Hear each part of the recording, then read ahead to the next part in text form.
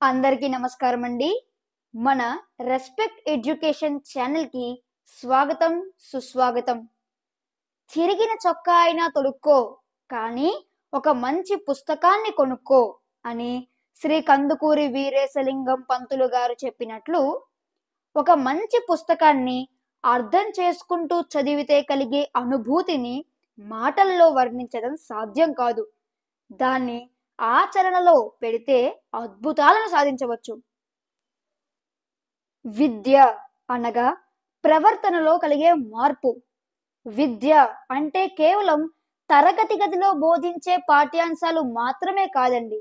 మనకు ఆనందంతో పాటు నీతి, నిజాయితీ, క్రమశిక్షణ వంటి అలవాట్లను పెంపొందించి మనలోని వ్యక్తిత్వాన్ని సంపూర్ణంగా వికసింపచేయగల ఏకైక సాధనం విద్య మాత్రమే. అటువంటి వ్యక్తిత్వ వికాస కథలను మీకు వినిపించి ఆనందింప చేయాలన్నదే నా ఈ చిన్న ప్రయత్నం. ఇక ఈరోజు కథలోకి వెళ్దామా? ఈరోజు కథ పేరు శ్రీకృష్ణ చంద్రుడు. ఇక కథలోకి వెళితే, గోపేశ్వర శివాలయం ఉన్న ప్రదేశంలో లాలాబాబా మందిర్ ఉంది. ఈ ఆలయం క్రీస్తు శకం 1810లో నిర్మించబడింది. ఈ ఆలయాన్ని శ్రీకృష్ణచంద్రుడనే ఒక రాజు నిర్మించాడు. ఆయన బృందావన రాకకు నేపథ్యంలో ఒక ఆసక్తికరమైన సంఘటన ఉంది.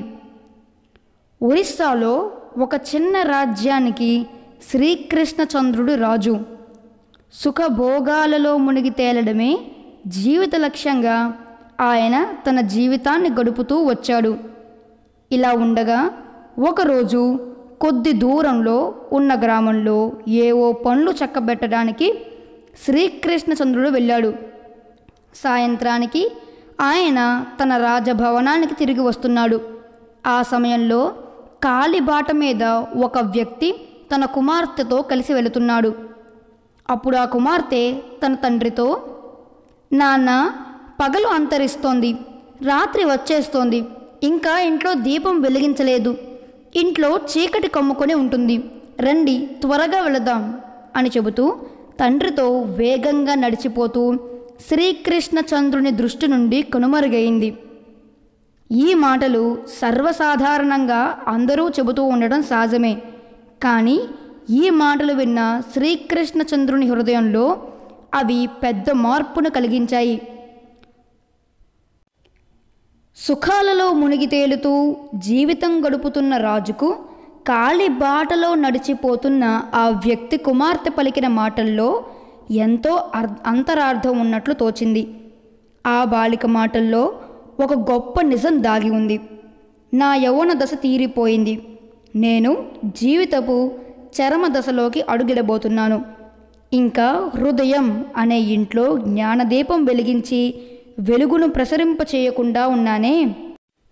ఈ అంధకారమయమైన జీవిత సంద్రాన్ని దాటడానికి నేను ఎటువంటి ఏర్పాటు చేయకుండా ఉండిపోయానే, నేనతడి మూర్ఖుణ్ణి అని శ్రీకృష్ణచంద్రుడు దీర్ఘంగా యోచించాడు. ఇలా తరచి యోచించిన వెంటనే ఆయన సారాంశాన్ని త్యజించాడు. బృందావనానికి వెళ్ళిపోయాడు. ఆయన తన సంపదతో ఒక కృష్ణ మందిరాన్ని నిర్మించాడు. తన వద్ద ఉన్న తక్కిన సంపదనంతా పేద సాధులకు ఉదారంగా పంచిపెట్టాడు. భిక్షాటనతో జీవించసాగాడు. కాలాంతరంలో ఆయనను జనులు లాలాబాబా అని పేర్కొనసాగారు. లాలాబాబా బృందావనంలో ఉన్నప్పుడు కృష్ణాలయం నిర్మించడంతో పాటు రాధాకుండానికి మెట్లు కూడా కట్టించారు. ఒక సర్వసామాన్యమైన సంఘటన శ్రీకృష్ణచంద్రుని జీవితాన్నే ఆశాంతం మార్చివేసింది. సరైన సమయంలో సాధారణ మాటలు కూడా హృదయపు లోతులను తట్టి లేపుతాయి, ప్రేరణను ఇస్తాయి, ఒక గొప్ప మార్పుకు కారణమవుతాయి. పైకి యాదృచ్ఛికంగా కనిపించిన ఇదంతా ఆశ్చర్యకరమైన భగవంతుని ఏర్పాటు. ఓకే ఫ్రెండ్స్, మరో మంచి కథతో మళ్ళీ కలుద్దాం. అంతవరకు సెలవు.